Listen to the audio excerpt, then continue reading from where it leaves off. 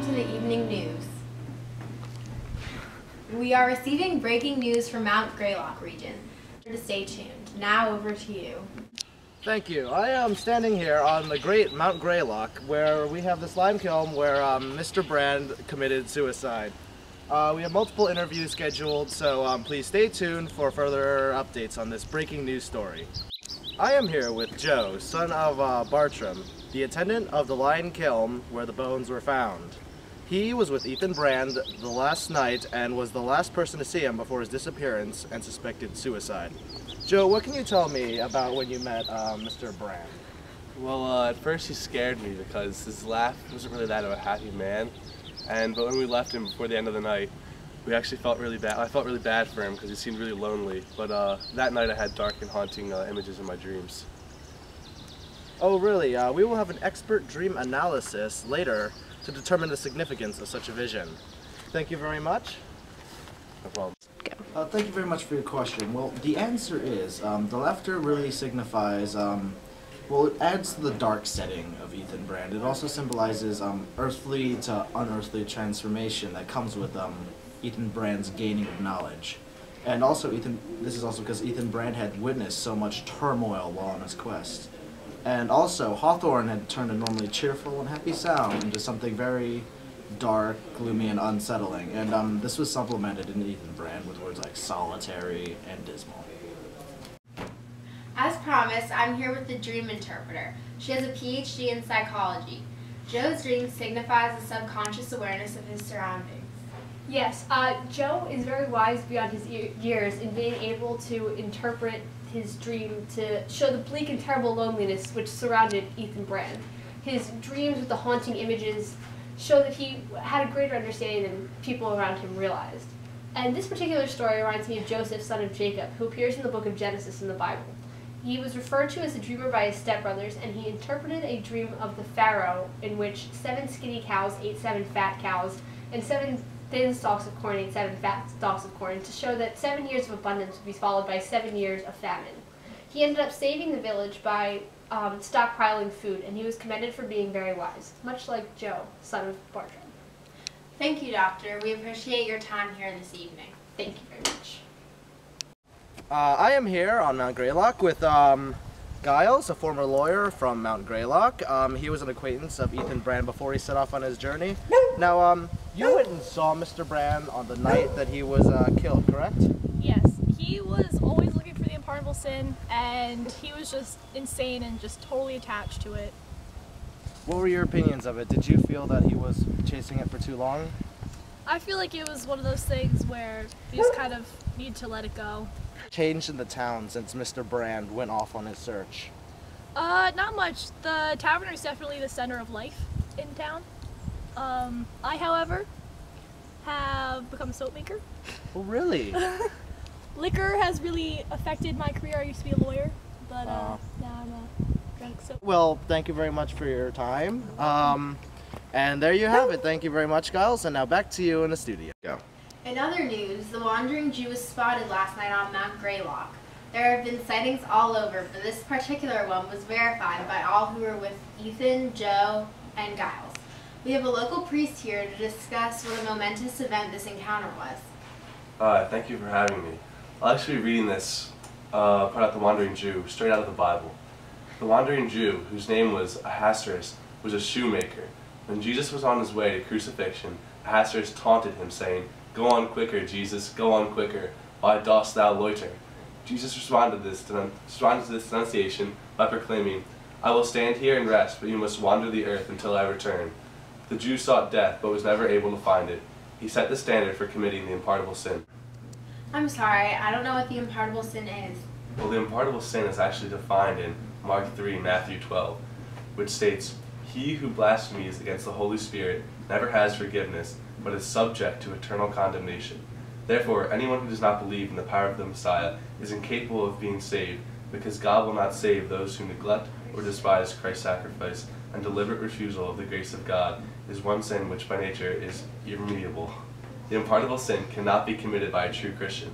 Can you please repeat the name of the wandering Jew? We are currently getting emails from our listeners. Yes, of course. His name is Ahasuerus. The unique thing is that is that it is also the name of the king of Persia who was married to Esther.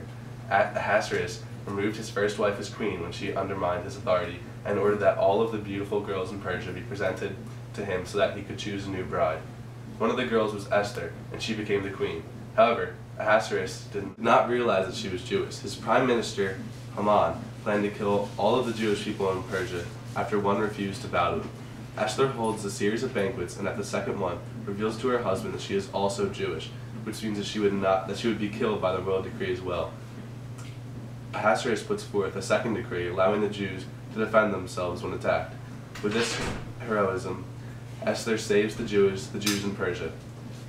Really? We heard about this story from the psychologist earlier when we were talking about dreams. How are they related exactly? Well, they both show the ultimate goodness of people in what appear to be very bad situations. And we also get to see the struggle between Satan and God's purpose, which is the promise of the Messiah. And Satan has set himself against Christ and God's people. The second similarity is that although these events are not historically accurate, they provide an allegory about what is going on at the time in history. Thank you very much, Father. May peace be with you. We have a name analysis here to break down the meaning of Ethan Brand. Thank you for coming. Thank you for having me. So let's start with Ethan. What does that mean? Well, Ethan means strong or wise, and in terms of biblical references, Ethan was a very wise man in the Bible whose wisdom was surpassed by Solomon. What does brand mean?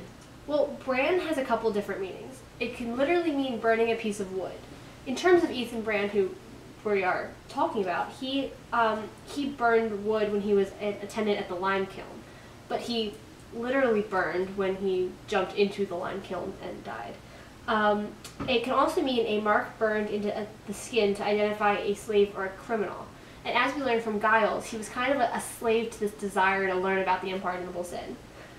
And finally, it can mean a mark of shame or disgrace. And he seemed, from what we've heard, to have a little bit of shame from his way of finding out about the unpardonable sin, as he did with Humphrey's daughter.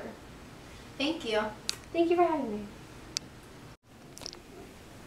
I am here today with Mr. Nathaniel Hawthorne, a special guest of our news channel. And so, Mr. Hawthorne, do you feel that this breaking story from Mount Greylock shows similarities to the short story of Ethan Brand that you reviewed on this channel last week? Yes, I feel they're very hauntingly similar. Okay, and I also remember you saying that your short story was filled with allusions to the Bible. Can you please give an example of this? Well, in the Bible, there's Esther, who's the queen of Persia, and she's related to Humphrey's daughter in Ethan Brand. And Humphrey's daughter was in the circus, and she had a glittering appearance, and Esther was royalty, and so she was also very noble because she had saved the Jewish people, and that gave her nobility, which makes her similar to the glittering appearance of Esther, of Humphrey's daughter. And one final question, Mr. Hawthorne. Why in your book do you put a little caption saying a chapter from an abortive romance? Well, Ethan Brand was in a romantic relationship with Humphrey's daughter, and in my book I say that Ethan Brand wasted, absorbed, and perhaps annihilated her soul, which would mean that it was an abortive romance because he left her to go look for the unpardonable sin. And that's a wrap. Yeah, well, he shows up right after the Wandering Jew mocks Ethan Brand for not being able to see the unpardonable sin. And so the dog represents Ethan Brand and his inability to reach his goal. He never is able to reach his tail in the same way that Ethan Brand is never able to find the unpardonable sin. But whereas the dog kind of just stops after he realizes it's impossible, Ethan Brand spent 18 years trying to do the impossible. Yes. Blue comes up a lot in the story, and it symbolizes peace, cooling, and soothing. And Ethan Brand, in a way, finds peace after facing all this pain on Earth. And the flame in the kiln is also blue, which could symbolize passion. The fire in the kiln is blue that Ethan Brand kind of throws himself into. So I guess that kind of goes along with the fire being like it's like the biggest symbol in the story. It's like you can't miss it. Yes, because the fire, it can represent a couple different things. It can either represent like hell and like the hellfire, which comes up with the alcohol and like fire water. Yeah, fire liquid. Or like Yeah. common like peaceful point of view, like he's ending his life from like the torment and torture. Yeah. And also, fire can either be representing the devil or God. Yes. Because in a lot of biblical stories, fire comes up, like the burning bush. Like and, able to converse with the people through fire. Yeah. So marble. So in the story, Ethan Brand, after he jumps in the fire, his bones and his marble. So the marble is white, and that can represent purity or innocence. And it's hard. Marble can't burn, so No, it cannot. it's like. And that's significant because they keep saying throughout the whole book that they're burning marble to make Right. lime, but you can't actually burn marble. Like you can burn marks, but you can't actually like change its form. In actuality, you make lime through burning limestone, Yeah. but so the marble, you can't burn it. So it's like Ethan Brand, like, yeah, he jumped in the fire and died, but like the symbolic parts of fire didn't affect him. Yes. Yeah, I guess, and like how Ethan Brand kind of kills himself on Mount Greylock because it's like the highest point in Massachusetts even, and so by going up on this mountain and well, rather killing himself, it's kind of like he's getting closer to God when he kills himself. So I guess that could mean that he's actually a really good person. He doesn't find the unpardonable sin. And like, aside from the symbols, one of the main themes during the story was alienation. And so Ethan Brand was like in a way bullied by everyone in the town, and that's kind of one of the reasons he left. And so he spent 18 years looking for this unpardonable sin, and he believes he found it. He says it's like in his chest. And when he comes back, everyone tells him that he didn't find it, and he pretty much wasted 18 years of his life, and they like say that he's crazy. So like he really is alienated by society and bullied, which which did lead to his suicide. That leads to one of the other themes, which is like committing sin and the consequences that go with that. And for Ethan Brand, he committed sins on his quest to find the unpardonable sin, which he is remorseful over that, which ends up leading to his suicide because he realizes that what he did wasn't worth it. Dark romanticism shows up in Ethan Brand a lot because of the themes of isolationism and alienation. Ethan Brand was alienated from society when he was on this long journey by himself, and he was sort of an outcast from society. And another like, common characteristic of dark romanticism is the psychological effects of guilt and sin. And so in the story, Ethan Brand, he finds unpardonable sin, and along the way he like commits sins with Humphrey's daughter. And so that leads, like his psychological effects end up with being suicide in the end. A third characteristic of dark romanticism would be the conflict between science and religion.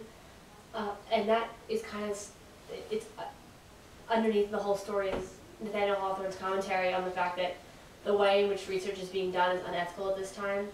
And so Ethan Brand is trying to figure out what the unpardonable sin is, and by doing that, he uses unethical means such as the way I mean, dark romanticism, that really fits into like what Hawthorne's writing about, because Hawthorne kind of reflects a lot of the characteristics of dark romanticism.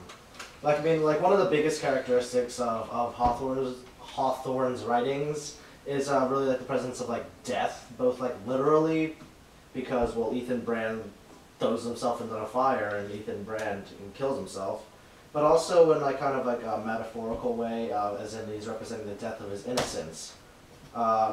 With Ethan Brand killing himself, it's kind of like the death of his innocence after being alienated from society. And this also shows up in Young Goodman Brown when we read about that, because after his kind of venture in the woods with the devil, he is never the same again. He's like this old, mean... Corbins are coming down. That's really just the death of innocence in the entire story. the idea of death and the loss of innocence goes along with the idea of unhappiness, because once Ethan Brand loses his innocence, he becomes unhappy and remorseful because of the choices that he's made, and that leads to his ultimate death at the end where he commits suicide. The choice between good and bad, like good and evil. Ethan Brand always has the option of good or evil, because although he's like talking to the devil, or like, you know, like he kills himself and everything, they go to God and be good. They have like little horns. Oh,